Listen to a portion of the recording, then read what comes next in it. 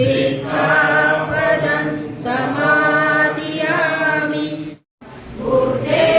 जबलपुर गौतम बुद्ध के जन्म उत्सव, ज्ञान प्राप्ति और महानिर्वाण दिवस के अवसर को बुद्ध पूर्णिमा के रूप में मनाया जाता है, जिसके तहत बौद्ध विहारों में सुबह से ही विशेष पूजन अर्चन के साथ कार्यक्रम आयोजित किए गए, जिसके तहत छापर रामपुर स्थित बौद्ध विहार में कार्यक्रम आयोजित किया गया।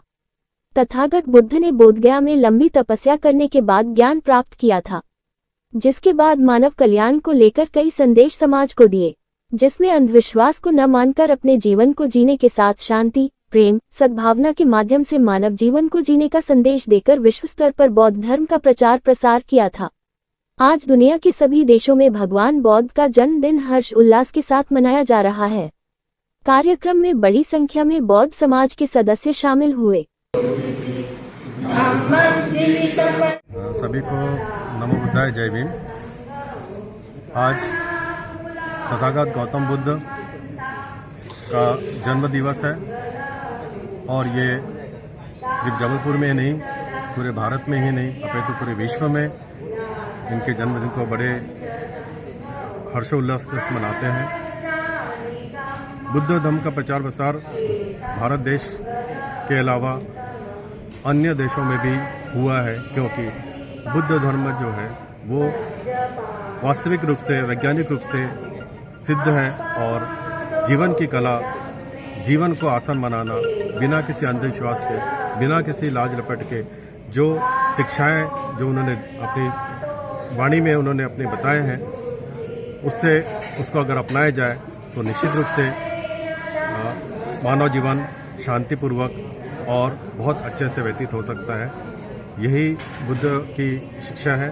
मैं आप सभी को बुद्ध धर्म की बुद्ध जयंती की हार्दिक शुभकामनाएं देता हूँ। आज त्रिगुण बुद्ध पूर्णिमा, यानी भगवान बुद्ध एक ऐसे इंसान के रूप में जिसको भगवान बोला जाता है, वे भगवान के रूप में कैसे बने और उसके प्रति त्रिगुण पूर्णिमा जबलपुर में ही नहीं, भारत में ही नहीं, विश्व के 44 देशों में मनाई जा रही है।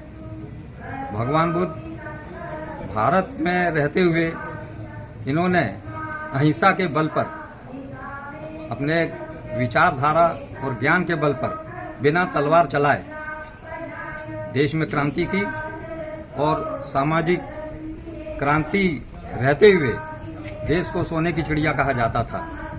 उन्होंने मानव समाज में हिंदू, मुस्लिम, सिख, ईसाई ही नहीं, मानव जाति को जोड़ने का कार्य किया।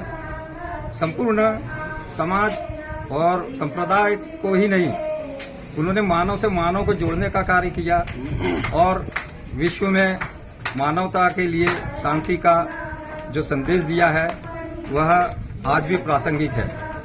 उन्होंने समाज को, भारत को और पूरे मानव समाज को पंचशील दिया। उन्होंने मानव समाज को दुख का निवारण के लिए रिसर्च करके, अनुसंधान करके दुख कैसे दूर हो मानव का, उसमें 4 आर्य सत्य दिए। उन्होंने शील, समाधि, प्रज्ञा के बल पर इंसान को प्रज्ञा के द्वारा आप अपने निर्वाण को प्राप्त हो सकते हैं।